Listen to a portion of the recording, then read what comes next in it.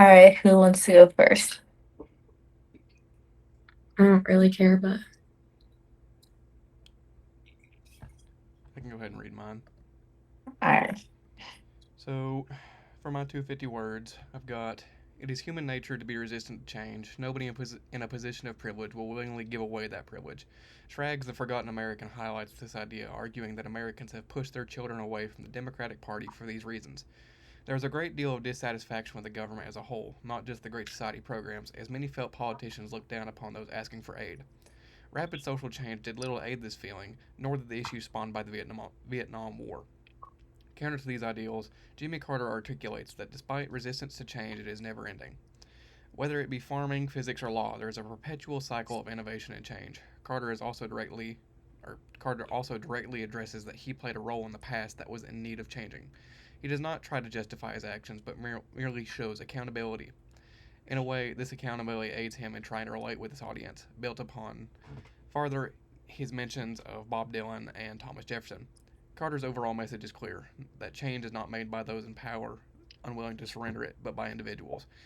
His message shows that in the face of perpetual change, there is a good to come from embracing this natural human fear. Carter sought to try and rebuild the sense of purpose that had been lost to people who could relate to the message of Schrag. This was a message of humility, admitting that without change we cannot progress. And then my question was, does Carter taking accountability for his role in the past directly address the feelings posed by Schrag? Should we debate the question and then go to next people? Uh, Yeah. sure. that could be good to switch up. Yeah.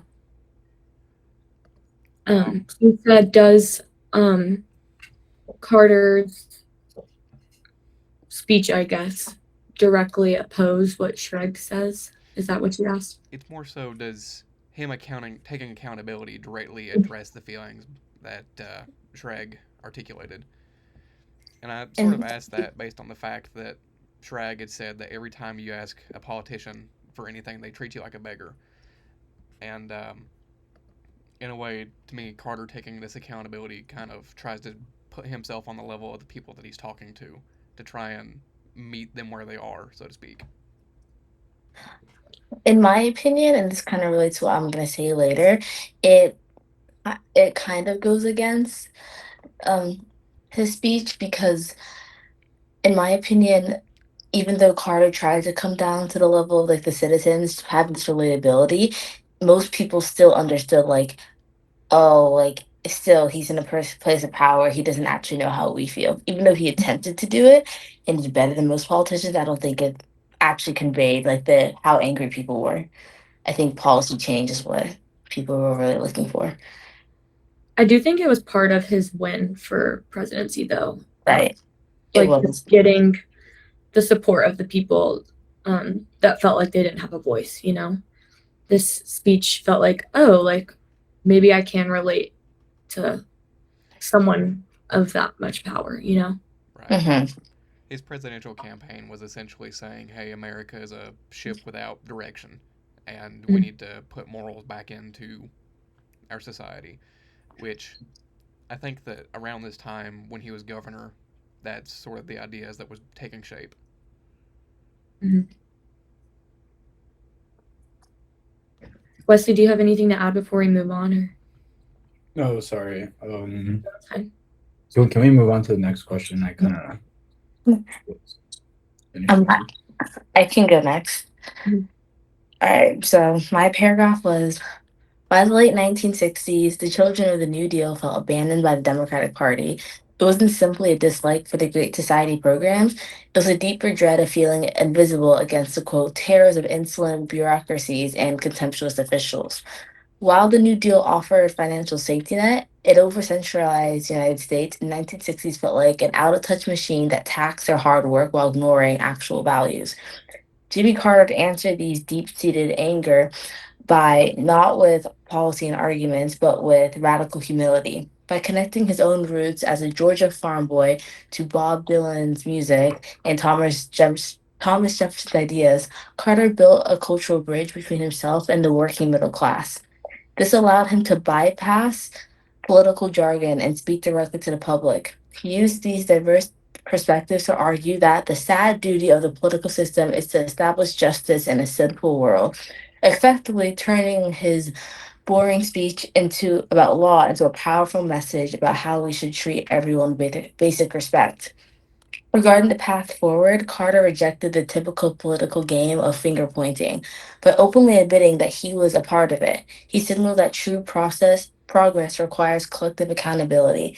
He suggested that America cannot heal its deep fractures through stubborn ideological battles, but rather through shared commitment to restoring everyday equity and humility. But my question was,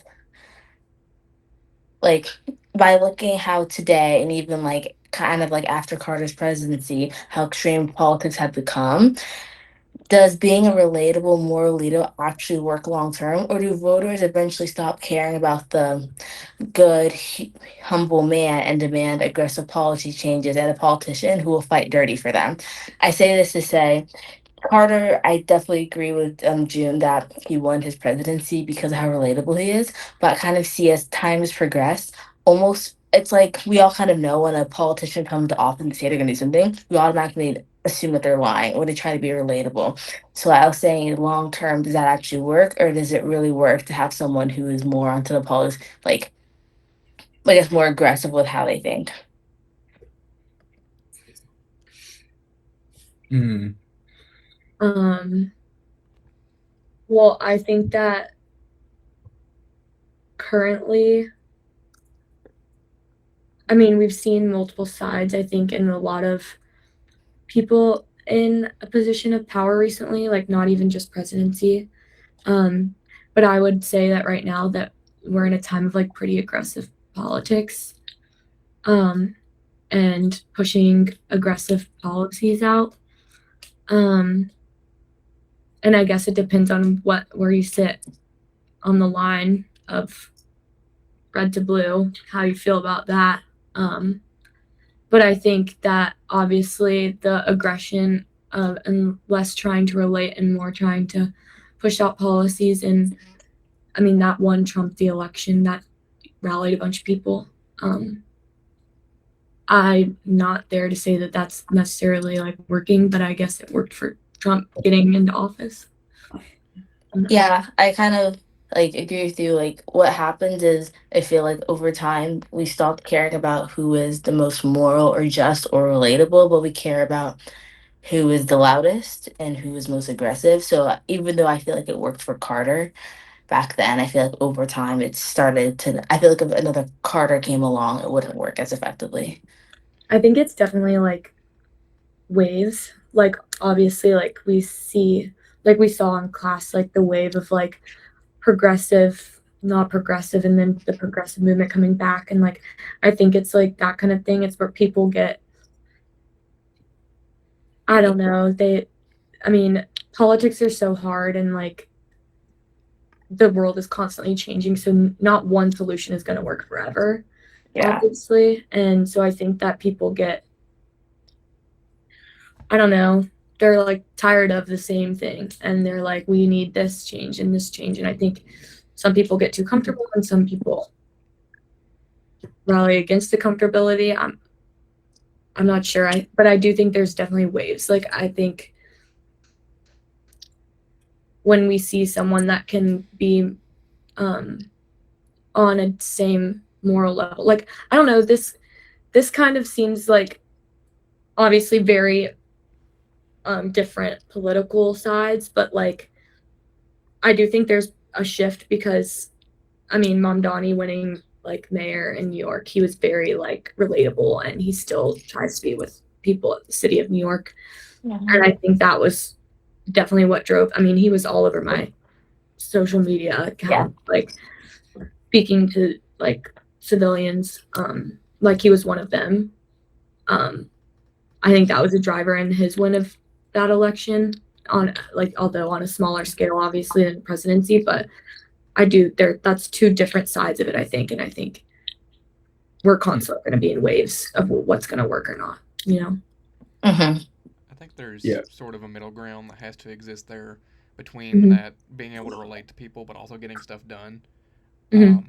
If you ask most people that were alive for Jimmy Carter's presidency, they'll tell you he's one of the worst presidents of their lifetimes. I mean, one of the standout things of his presidency is giving up Panama. I, but nobody else can really name anything else that got accomplished during his presidency. And I mean, obviously it worked to get him elected, but there's a reason he was a one-term president. But there's definitely a middle ground that has to be said there, and it's like he says in his message on justice, where he says that he can't imagine tiptoeing through a minefield and then bragging about coming out clean. I mean, I feel like that's the type of thing that we hear. That's the type of verbiage we still hear today about people coming out of something clean. Where they openly skirt the law and brag about it in a way. So you have to have a middle ground where you can do that sort of shadowy tiptoe through legal technicalities, but also be relatable to the average person. Yeah. I think building on top of what Logan said, I think what comes out of being relatable is the sense of reliability that comes with that, right? And I think that underneath the relatability, if you just strip that away, what the policies that they're really building on has to be reliable and like possible to do, right? If they speak some like extremely outlandish things that are like very performative to the audience that they're catering to, it's like obviously very, very deceitful, and they potentially won't get that done, right? So I think that the better question or a better way to frame it is how reliable is a specific candidate, regardless of their how relatable they are. And I think that the way because previous politicians have like came across so um unrelatable, like prior to Mamdani's like campaign, the previous mayor was like pretty unrelatable, catered towards um all of his policies kind of catered towards like the wealthy side of New York, and didn't really make any policies for the working class. So a breath of fresh air was like extremely important, I think, in that campaign. So I think it really depends on how reliable a candidate is. I agree. Mhm.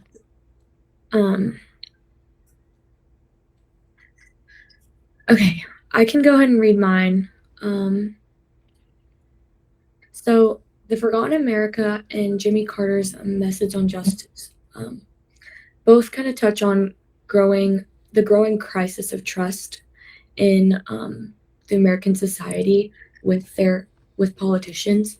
Schrag argues that many working class Americans felt kind of invisible or ignored by the social reform movements. And these citizens obviously previously supported the New Deal, but they believe that the actual government programs focus on other groups and overlooking the middle working class struggles that they were fighting to get pushed. Schrag describes them as living in omission and semi-invisibility. And people are growing increasingly resentful of there being no social change. But Carter comes back and addresses this with a great response. Instead of blaming other people, he kind of comes to their level and takes accountability and says that justice requires self-examination. By pulling in people like Bob Dylan, where everyone kind of listens to him, he's trying to relate in his experiences with other people, and says that the sad duty of the political system is to establish justice in a sinful world, which kind of reminds us that the changes that had just recently happening, including the civil rights movement that had just happened, it was all controversial at the time, but it is now it needed to happen for everyone to move forward towards equality for all people in the United States. Together, the documents reveal why the working class was drifting away from the Democratic Party. They felt economically insecure, displaced, and ignored. But the solution is not to retreat because of resentment towards politician, but more go or commit to the democratic process and fight to restore the equity and justice of the United States. And my question, I kind of wrote a few because last week I know we like talked kind of in circles. So let me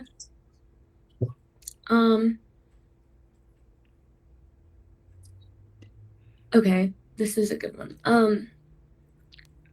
How does Schrag and Carter differ in their understanding of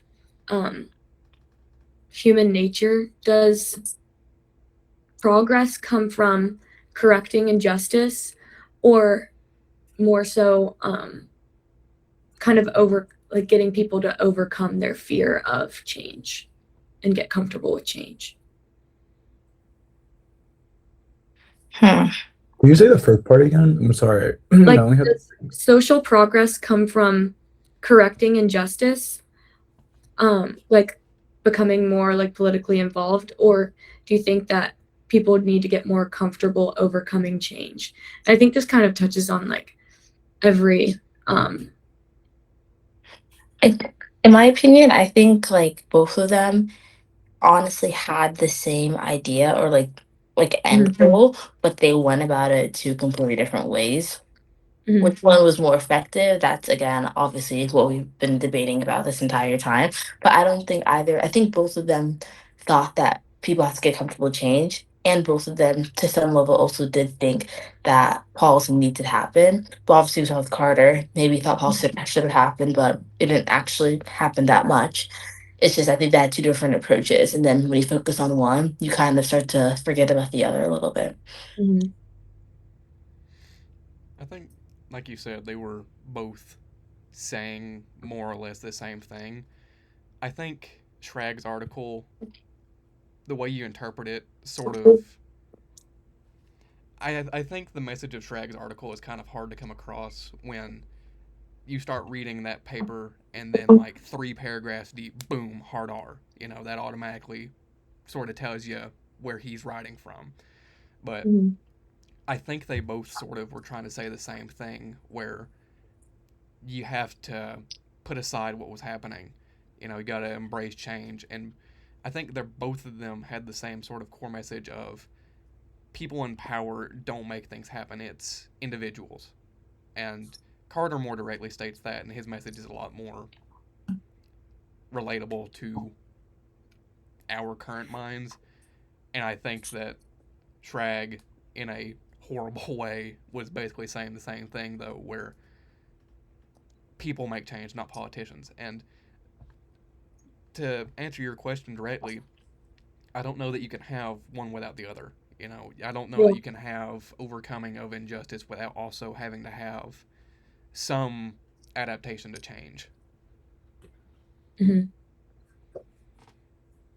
I think they both covered some of the points I was talking about too. I think that change really comes from like individuals wanting to drive change and like voicing their opinions to be heard. Just like doing nothing about it is not going to drive a change in like any social policies, in my opinion. Mhm. Yeah. I could say my 250 words. So, in 1930, the working class whites backed the Democrats for a simple reason because the New Deal gave them jobs, security, and union protection. The bond was about money and security, but by the late 1960s, that had been broken, and Schrag explains why. What was pushing these voters away wasn't really um, economics. He puts it that the threat they felt was more cultural than economic, and they had finally gained some stability, so they had something to protect. They watched the government attention and money flow to other groups, while the right thing doesn't seem like to be paying off. The it was a deeper sense of being ignored, and he quotes, "The common man had lost its visibility and somehow his claim on public attention. The resentment left these voters unsteady enough to swing to Robert Kennedy. Carter speaks the same frustration, but aims it in a better way. In a room, he says, in a room full of powerful lawyers, he admits that he has forgotten. The forgotten man already believes that poor people are only the ones who serve prison sentences, yet instead of blaming others, he includes himself as part of it. And his stories about his background